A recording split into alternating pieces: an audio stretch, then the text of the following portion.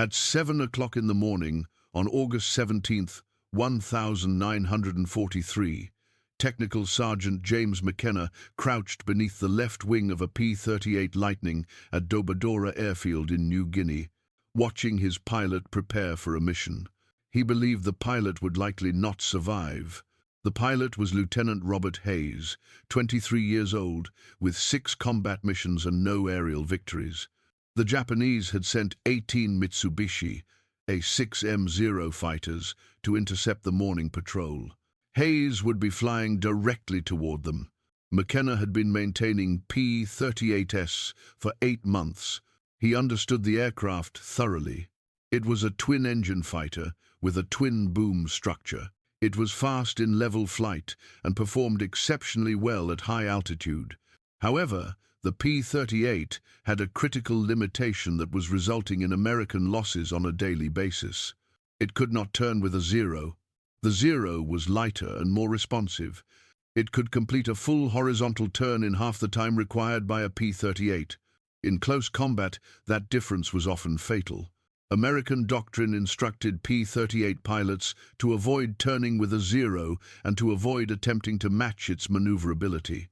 They were told to rely on speed and altitude. They were trained to dive, fire, climb, and disengage using hit-and-run tactics. They were told not to enter a turning engagement. Hayes had attempted that doctrine 5 times. It had not succeeded. The Zero pilots anticipated these tactics. They drew American pilots into turns, used their tighter turning radius, moved behind them, and fired. The 5th Air Force had lost 37 P-38s during the previous 6 weeks. Most were destroyed after being pulled into turning engagements they could not exit. McKenna had seen many pilots fail to return. They were capable men, many of them very young. They entered their P-38s with confidence and returned in transport crates or not at all. The training manual stated that these losses were caused by pilot error. Instructors claimed that pilots were failing to follow doctrine. McKenna disagreed. The issue was not the pilots. It was the control cables. The P-38's aileron control cables passed through the twin booms to the tail section and then forward through pulleys to the wing control surfaces. The cable system contained slack. The amount was small, approximately 3/8 of an inch at full deflection. However, that small amount of slack produced a delay between movement of the control stick and the response of the ailerons. At high speeds, the delay was negligible. At low speeds, during tight turning maneuvers, that delay prevented the aircraft from rolling inside a Zero's turn and exposed the pilot to enemy fire. McKenna had brought this issue to the engineering officer 2 months earlier. The officer replied that the cable tension met specifications. Factory tolerances permitted that level of slack. Adjusting it would void the aircraft warranty. In addition, field mechanics were not authorized to alter flight control systems. Such changes required approval from Lockheed. Lockheed was 7,000 miles away in California. McKenna therefore made a decision that violated Army Air Force maintenance regulations. He removed a piece of piano wire from a damaged aircraft, cut it to 6 inches, formed it into a Z shape, and installed it as a tensioning device on Lieutenant Hayes's left aileron control cable. The modification required 8 minutes. It added 0.4 pounds of tension to the cable. It removed the slack entirely. No one noticed. The inspection crew did not examine cable tension that morning. Their attention was on engine oil checks and ammunition loading. McKenna remained silent. He observed Hayes taxi to the runway. He watched him lift off. He watched the P-38 climb into the morning sky toward the approaching Japanese aircraft. What occurred during the next 17 minutes would alter the way every P-38 in the Pacific Theater was flown. The first pilot McKenna had lost to a Zero was Lieutenant David Chen, July 9, 1943. Chen had been in theater for 3 weeks. McKenna had worked on his aircraft every morning. They talked about California. Chen was from Sacramento. McKenna was from Long Beach. They had both worked on cars before the war. Chen took off at 0615 on a fighter sweep over Leh. He returned 2 hours later with 3 bullet holes in his left boom and an account of a 0 that had moved inside his turn. Chen said he tried to roll out and dive away, as instructed in the manual, but the aircraft seemed slow to respond. He said it felt as if there was a delay between moving the control stick and the moment the aircraft began to roll. The 0 had nearly hit him. The only reason he survived was that his wingman fired on the 0 and forced it off his tail. McKenna examined the bullet holes. They were closely grouped. The 0 pilot had executed accurate deflection shooting and had predicted Chen's flight path precisely. That should not have been possible if Chen had rolled hard and dived immediately, unless the aircraft had hesitated long enough for the 0 pilot to calculate the lead. Chen did not fly again. His aircraft was sent to the depot for repairs, and McKenna did not see him after that. 3 weeks later, he learned that Chen had been killed while flying a different P-38 over Rabaul. The circumstances were the same. He had been caught in a turning engagement and could not roll out quickly enough. The second pilot was Captain William Morrison. Morrison was a flight leader with experience and 11 aerial victories. He understood the P-38 well and knew its operational limits. He used sound tactics. On August 3rd, Morrison's flight intercepted 8 Zeros at 12,000 feet over Oro Bay. Morrison shot down 1 0 on the first pass and turned for a second run. 2 Zeros reversed direction toward him. McKenna later heard the radio transmissions. Morrison attempted to roll inverted and perform a split S to disengage. He reported that his controls felt unresponsive. The Zeros maintained position through the maneuver and shot him down at 4,000 feet. Morrison's wingman said it appeared that Morrison's aircraft was not reacting quickly enough, as if he was struggling with the controls. Morrison was killed in the crash. His crew chief was a friend of McKenna's, a man named Rodriguez from Texas. Rodriguez believed that something had been wrong with Morrison's aircraft.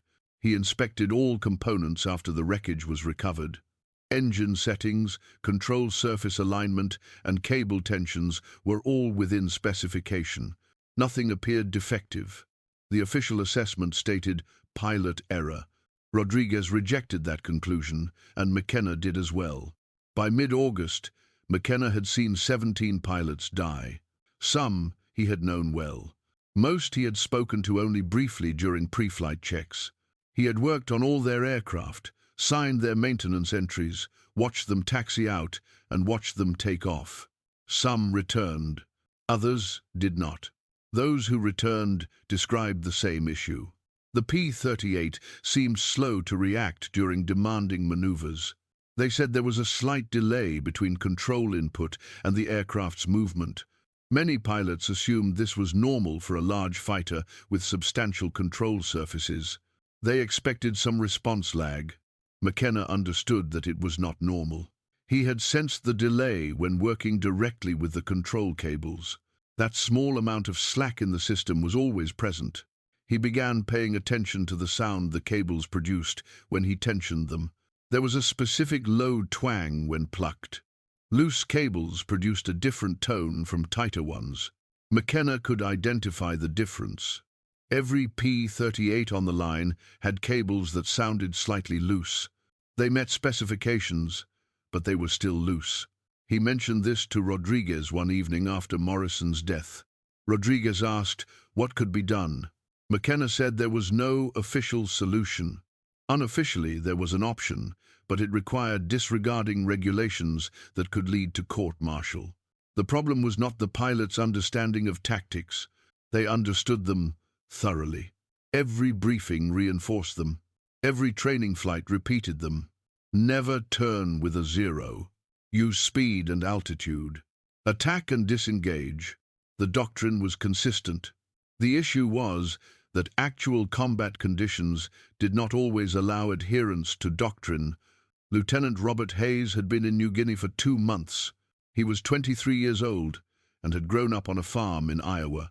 He had flown 6 combat missions with no aerial victories. The lack of success was not due to poor skill. He followed established procedures, but those procedures often prevented him from gaining firing opportunities. On his third mission, Hayes dived on a zero from altitude. He reached 400 miles per hour. He approached from the sun as instructed. He placed the zero in his gun sight and began to apply lead for a deflection shot.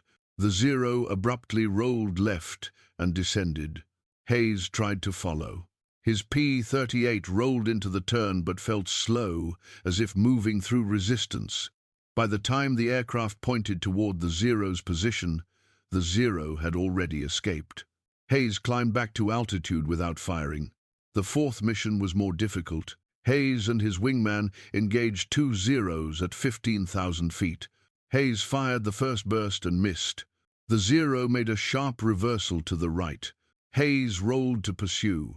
His wingman called out that two additional zeros were descending from above. Hayes attempted to roll level and dive away.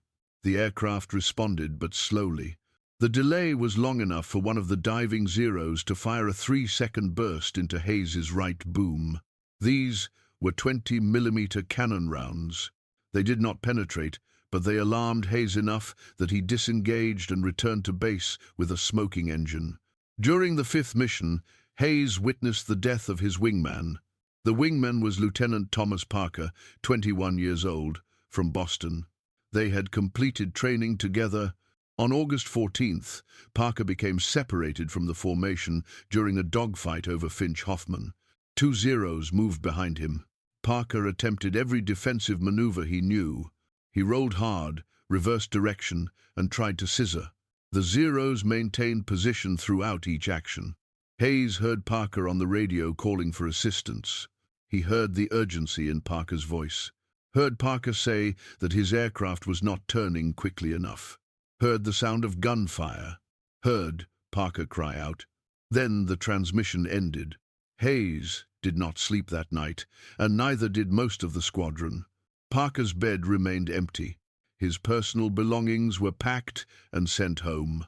His P-38 was categorized as a combat loss. The maintenance report listed no mechanical faults. The official explanation was pilot error during defensive maneuvering. McKenna had worked on Parker's aircraft that morning. All systems were in proper condition.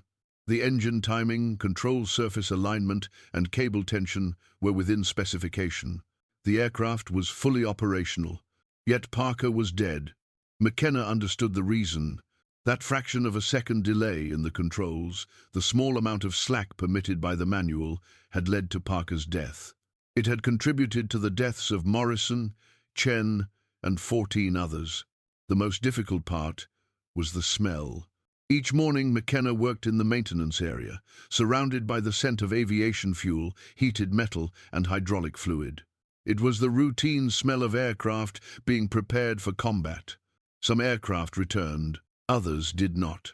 And each morning, McKenna stood there again, sensing the same smell, working on additional aircraft, watching more pilots walk toward machines that could not react quickly enough to keep them alive. On the evening of August 16th, Hayes arrived at the maintenance area. He found McKenna working on his assigned P-38. Hayes asked whether there was anything McKenna could do to improve the aircraft's roll rate. Anything at all. Hayes said he did not care whether it met regulations. He wanted a chance to survive. McKenna looked at Hayes and recognized the fear and urgency. He saw a young man who understood that he would not survive unless something changed. McKenna told him to return in the morning. He said he would try to assist. McKenna worked alone that night. The maintenance hangar was quiet after 2,300 hours. Most personnel were asleep. The only sounds were the distant noise of generators and insects striking the overhead lights. The air smelled of engine oil and humid, tropical air. He removed the inspection panel from the left boom of Hayes's P-38. The metal was still warm from the day. Inside, the aileron control cable passed through several pulleys toward the tail section. McKenna gripped the cable with both hands and pulled. He felt the slack. About 3/8 of an inch of movement occurred before tension engaged. His hands were stained with grease, and his fingers were sore from a full day of work, but he could feel the slack clearly. It was wrong. He knew it was wrong. The piano wire had come from a salvaged P-38 that had ground-looped 2 weeks earlier. The aircraft had been destined for scrap, but McKenna had removed usable parts before it was sent to the depot. Among them was a 6-inch length of high-tensile piano wire from the rudder trim system. He had kept it in his tool bag without a specific purpose. Now he understood why. He sat on the hangar floor with the wire and a pair of pliers and bent the wire into a Z shape. The wire was rigid and resisted shaping. His hands slipped twice, and he cut his thumb on the second attempt. The blood made the wire difficult to grip. He wiped his hand on his coveralls and continued. It took 8 minutes to form the correct bend. The Z shape would function as an inline tensioner. It would apply sufficient preload to remove the slack from the cable. Installation was more difficult. The interior of the boom was confined. McKenna had to work with one hand while holding a flashlight in the other. The flashlight beam shifted, and shadows moved across the cable assembly. His shoulder pressed against the internal structure of the boom. The metal edge cut into his arm. Sweat ran down his back, despite the cooler night temperature. He disconnected the cable at the pulley junction. His fingers slipped on the clevis pin. He dropped it and heard it strike the interior of the boom. He spent 5 minutes searching in the dark until he found it. During that entire time, his heart was pounding. If the engineering officer discovered him performing an unauthorized modification on a flight control system, he would face a court-martial, possibly a dishonorable discharge, and potentially prison. But Hayes would not survive unless McKenna acted. He placed the piano wire tensioner between the cable end and the pulley. He reattached the cable. The fit was tight. He had to force the clevis pin through. When it seated fully, he checked the tension by hand. He pulled on the cable. There was no slack. The control surface moved immediately. It was correct. McKenna reinstalled the inspection panel, cleaned his tools, and wiped the blood from the wire and from his hands. He walked out of the hangar at 0115. The tropical night was still and humid. In the distance, he heard aircraft engines, probably Japanese night raiders. The sound caused him to tense. He had just modified a flight control system without authorization, used a non-standard part, and violated numerous regulations. If the modification failed in flight, Hayes would crash, and McKenna would be responsible. If it succeeded, Hayes might survive. McKenna went to his bunk. He did not sleep. He stared at the ceiling until dawn. At 0630, he walked to the flight line. He watched the crew refuel and arm Hayes's aircraft. He watched Hayes arrive for his pre-flight briefing. He watched him climb into the cockpit. At 0742, Hayes took off. McKenna stood on the flight line and watched the P-38 rise into the morning sky. He watched it join a formation of 16 other aircraft. He watched them fly northwest toward Japanese airspace. Then there was nothing to do but wait. The engagement began at 0814. Hayes's flight of 4 P-38s intercepted 9 zeros at 13,000 feet over the Huang Gulf. The morning sun was behind them. It was an ideal setup for a diving attack. Hayes was flying in the No. 3 position. His element leader announced the bounce. They rolled in. Hayes selected a 0 at the rear of the formation. He descended from altitude. He reached a speed of 380 miles per hour. The 0 expanded in his gun sight. Hayes could see the painted rising sun on the fuselage and the pilot's head in the canopy. He pressed the trigger. The 4 .50 caliber machine guns and the single 20mm cannon fired. Tracer rounds extended forward. Most missed. A few struck the 0's wing. It was not enough. The 0 rolled sharply to the right and descended. Hayes rolled to pursue. That was when he felt it. The aircraft responded immediately. There was no delay and no lag. The stick moved, and the aircraft rolled at once. Hayes had never felt his P-38 respond in that way. It was as if the aircraft executed his command the moment he issued it. He rolled 90 degrees in what felt like half the usual time. He lowered the nose. The Zero was directly in his sight picture. He fired again, a 3-second burst.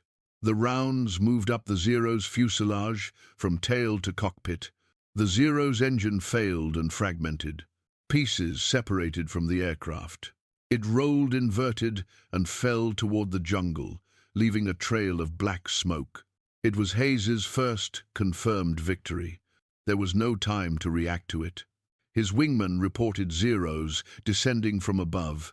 Hayes looked upward. He saw 3 Zeros approaching in a shallow dive. They were moving quickly. They had seen him destroy their companion and were closing on him. Hayes advanced. The throttles. He began to climb. But the Zeros were faster in the dive. They would reach him within seconds. His only option was to reverse and engage. Every instruction he had ever been given told him to continue climbing and disengage. That was the doctrine. But following doctrine would lead to his death. He rolled hard to the left and pulled. The P-38 rotated faster than he had ever experienced. The nose passed through the horizon.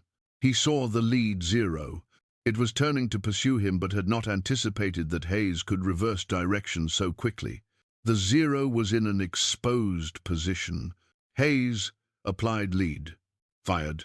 He struck the Zero at the left wing root. The wing failed structurally. The Zero tumbled. It was his second kill in 30 seconds. The remaining 2 Zeros attempted to scissor with him, alternating turns to induce an overshoot. Hayes stayed with them. Each time they reversed direction, his P-38 rolled into the turn immediately. No delay, no resistance in the controls. The aircraft responded exactly when Hayes commanded it to. It flew as if it were a different machine, as if unseen weight had been removed from the system. 1 Zero made an error. It reversed too sharply and lost too much speed. Hayes moved inside its turn. The range closed to approximately 200 feet. He fired. He could not miss. The Zero broke apart. Fragments passed near Hayes's canopy. He felt the P-38 shake as debris struck the right boom. It was his 3rd kill. The 4th Zero disengaged. Hayes did not pursue. He was low on fuel and ammunition. He climbed back to altitude and reformed with the remaining members of his flight. They returned to base. The entire engagement lasted 7 minutes. When Hayes landed at WWII at 0903, McKenna was on the flight line. Hayes shut down the engines and climbed out of the cockpit. His hands were trembling. His flight suit was soaked with sweat. He walked directly to McKenna. Hayes spoke 2 words. It worked. Neither of them knew that 6 other pilots had observed Hayes's engagement from higher altitude. Captain Frank Mitchell had watched the entire fight from 15,000 feet. Mitchell was a flight leader in the 475th Fighter Group. He had been monitoring Hayes's element as they engaged the Zeros when he noticed something unusual. Hayes's P-38 was rolling faster than any Lightning he had seen. The aircraft moved through maneuvers with an ease that suggested reduced weight. Mitchell knew every pilot in the theater and understood their capabilities. Hayes was skilled, but not to that degree. Something about the aircraft had changed. After landing, Mitchell found Hayes in the debriefing room. Hayes was still under the effects of adrenaline, his hands shaking as he completed the combat report. 3 confirmed kills. Mitchell asked him what had changed. Hayes said he did not know. The aircraft had simply responded better that day, moving faster. Mitchell asked whether maintenance had made any adjustments. Hayes told him to speak with Technical Sergeant McKenna. Mitchell located McKenna in the maintenance area 2 hours later. McKenna was working on another P-38. His hands were covered in grease, and his coveralls were stained with hydraulic fluid. Mitchell asked him directly what modification he had made to Hayes's aircraft. McKenna looked at him for a long moment, then explained, the piano wire tensioner, the cable adjustment, the unauthorized alteration to the flight control system. Mitchell listened without speaking. When McKenna finished, Mitchell asked whether he could apply the same modification to his own aircraft. McKenna agreed, but warned Mitchell of the risks. The modification was not approved or tested. If anything failed, they would both face charges. Mitchell said he did not care. He had lost 4 pilots in the past month, all caught in turning engagements they could not escape. If there was a method that could help them survive, he wanted it. Regulations could wait. That evening, McKenna modified Mitchell's P-38s. It was the same piano wire tensioner installed by the same process. Mitchell flew the aircraft the next morning. He returned, describing a substantial improvement. The aircraft rolled like a fighter, rather than a heavy aircraft. He informed his wingman. The wingman then asked McKenna for the modification as well. By August 20th, McKenna had modified 9 aircraft. Word circulated through the squadron. Pilots asked their crew chiefs whether they had heard about the cable adjustment. Some crew chiefs declined, citing regulations. Others agreed to attempt it. McKenna showed them how to perform the modification. Cut a piece of piano wire, bend it into a Z shape, install it as an inline tensioner. It required 8 minutes and changed the aircraft's behavior. The modification spread from pilot to pilot and mechanic to mechanic. It appeared in no official documentation and had no engineering approval. It moved through quiet conversations in the ready room and the maintenance area. Hayes shot down 2 additional Zeros on August 22nd with the modified controls. Mitchell shot down 3 on August 25th. Other pilots returned from missions with confirmed victories. The results were clear. Lieutenant James Watkins was a crew chief with the 49th Fighter Group stationed at Gusup. He learned of the modification from a pilot who had transferred from WWII. Watkins was doubtful, but he applied the modification to 1 aircraft. The pilot returned from the next mission with his first kill after 8 weeks of combat. Watkins modified 4 more aircraft. Crew chiefs in the 49th began doing the same. By early September, approximately 40 P-38s in New Guinea had the modification. The engineering officer at WWII observed that something had changed, but could not identify the cause. Control cable tensions passed inspection because the crew chiefs removed the tensioners before the inspections and reinstalled them afterward. The pilots were aware. The mechanics were aware. None of them informed the officers. The kill ratio began to shift. In July, American pilots in the Southwest Pacific lost 2 P-38s for every Zero destroyed. In August, the ratio moved to 1, 3 to 1. By September, it was nearly even. Something had changed, but officially no explanation existed. Then the Japanese took notice. Japanese fighter pilots first reported the change in late August. Flight reports from the 11th Air Fleet stated that American P-38s were maneuvering more aggressively, rolling more quickly into turns, and reversing direction faster. The reports indicated that tactics which had been reliable for months were beginning to fail. Lieutenant Commander Saburo Sakai was one of Japan's leading aces, with 64 confirmed victories. He had engaged American pilots since Pearl Harbor. On September 3, 1943, Sakai encountered a P-38 over Wewak. He applied his standard tactic. He drew the American aircraft into a turning engagement. He waited for the P-38 to begin its roll, then reversed sharply to move inside its turning radius. This time the P-38 reversed with him. Sakai had performed this maneuver many times. He knew exactly how long it took a P-38 to roll. He knew the timing precisely. But this P-38 rolled faster than expected. Sakai narrowly avoided a head-on collision. The American brought guns to bear. Sakai was forced to dive away. He returned to base, uncertain and frustrated. Other experienced Japanese pilots reported similar situations. The Americans were not using new tactics. They were flying as they always had, but their aircraft were responding more quickly. The change was small, but significant. It disrupted the timing Japanese pilots had relied upon. Japanese intelligence attempted to determine what had altered American aircraft performance. They examined wreckage from downed P-38s. They found no visible modifications. The aircraft appeared identical to those they had encountered for months. The engines matched known specifications. The armament was unchanged. Nothing external explained the change. What they did not know was that the difference was concealed inside the boom. A 6-inch piece of piano wire that resembled an original component. Even if they had located it, they might not have understood its purpose. It was not a new weapon or an improved engine.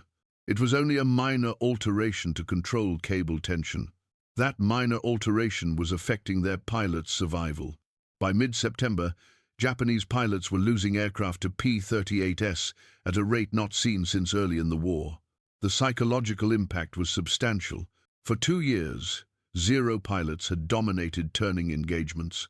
They believed they could outmaneuver any American aircraft. That confidence was weakening. Pilots who had previously pressed attacks began to act cautiously. They hesitated. They were unsure whether their tactics remained effective. The Japanese attempted to adjust. Some pilots avoided turning engagements with P-38s and used hit-and-run tactics. But this meant abandoning their primary advantage. The Zero's strength was maneuverability. Adopting P-38 tactics meant fighting on American terms. In that environment, the P-38 was faster, carried heavier armament, and could sustain more damage. Other pilots attempted to compensate through increased aggression. They closed to shorter ranges before firing and accepted greater risk. But increased aggression without the advantage of tighter turning resulted in higher losses. Several experienced Japanese pilots were killed in September attempting tactics that had been successful in July. The central problem for Japanese pilots was that they were facing a change they could not identify. They recognized altered performance but did not know its source. They could not formulate countermeasures. It is not possible to develop tactics against a modification that cannot be detected. By the end of September, the 11th Air Fleet had lost 38 fighters in combat with P-38s. American losses in the same period were 22 aircraft. The ratio had reversed. For the first time in the Pacific War, P-38s were destroying Zeros at a rate better than 1-to-1. Japanese command instructed pilots to avoid engaging P-38s unless they had a clear numerical advantage. That directive marked a turning point. The Zero had shifted from dominant to vulnerable, and the change resulted from a piece of piano wire that was never intended to be installed. The modification never became official during the war. The Army Air Force Engineering Command learned about the modification in October 1943, when a maintenance inspector at WWII observed inconsistent cable tension readings. He traced the differences to the piano wire tensioners, wrote a report, and forwarded it through the chain of command. The report remained unresolved for 3 weeks while officers discussed the appropriate response. The modification violated regulations, but it produced results. Fighter units using the modification demonstrated improved kill ratios. Pilots were surviving. The issue was not whether the modification was effective. The issue was whether to discipline the mechanics who had installed it without authorization or to approve it quietly after the fact. In November, Lockheed sent an engineering team to New Guinea to examine the modification. They evaluated it, measured cable tension, calculated stress loads, and conducted flight tests. Their assessment was that the modification was safe and effective. It should have been incorporated into the aircraft from the beginning. Lockheed included a comparable tensioning system in the P-38J model that entered production in December 1943. McKenna did not receive official recognition. There was no commendation, no award, and no reference in any report. Lockheed's documentation credited the control system improvement to engineering analysis. McKenna's name was not mentioned. Hayes survived the war. He flew 63 combat missions and shot down 11 Japanese aircraft. He returned to Iowa in 1945, married his high school sweetheart, raised 4 children, and worked as a crop duster for 37 years. He never forgot what McKenna had done. Every year on August 17th, Hayes called McKenna to thank him for saving his life. Mitchell also survived. He became a squadron commander, led his unit during the Philippines campaign, and shot down 16 aircraft. After the war, he remained in the Air Force and retired as a colonel in 1963. He told the story of McKenna's modification to every maintenance officer he supervised, emphasizing that effective solutions often come from enlisted mechanics who identify issues that engineers overlook. McKenna remained in the Army Air Force until 1946. He returned to California and resumed working on automobiles.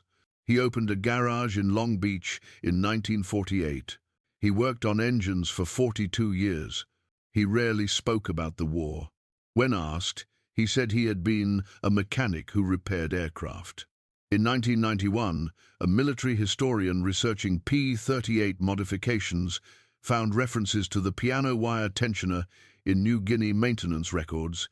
The historian located McKenna through veteran registries.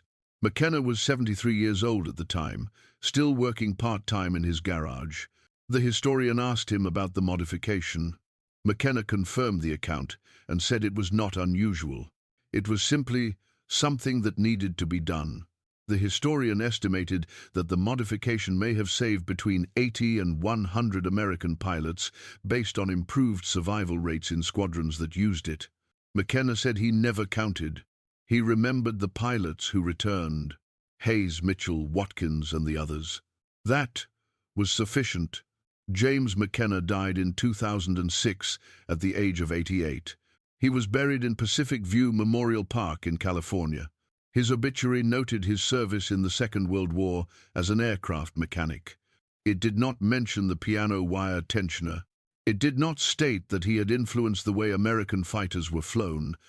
It did not state that he had violated regulations to protect lives. His garage in Long Beach remains in operation under a different owner. In the back office, a faded photograph hangs on the wall.